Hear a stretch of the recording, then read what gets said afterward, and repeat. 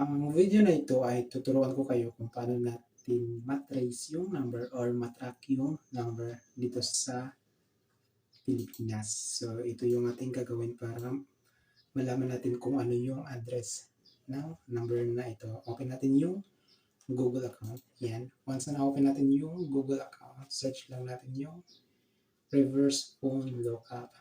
Dito natin matrace yung number or makikita natin yung address ng number. So, hanapin natin yung IPQS, Free Phone Number Lookup. So, click natin yung IPQS. Dito tayo mag-trace ng number.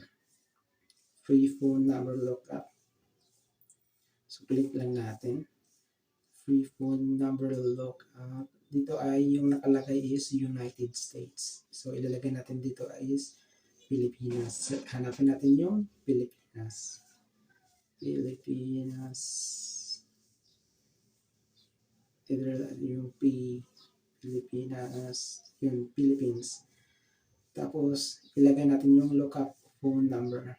Yung gusto nating i-trace na number. Dito natin ilalagay. Dito natin malalaman yung free phone number lookup. So, click natin yung free phone number lookup. Dito natin malalaman yung address ng number na gusto natin i-trace. So, phone number lookup. Hintayin natin na mag-load yung number dito. Ito na yung upload numbers.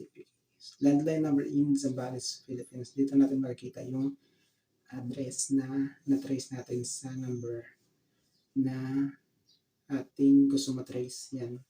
Local formatted number.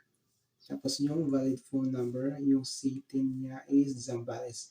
Yung number is from Zambales region, Philippines. Tapos yung carrier name is Smart Communication.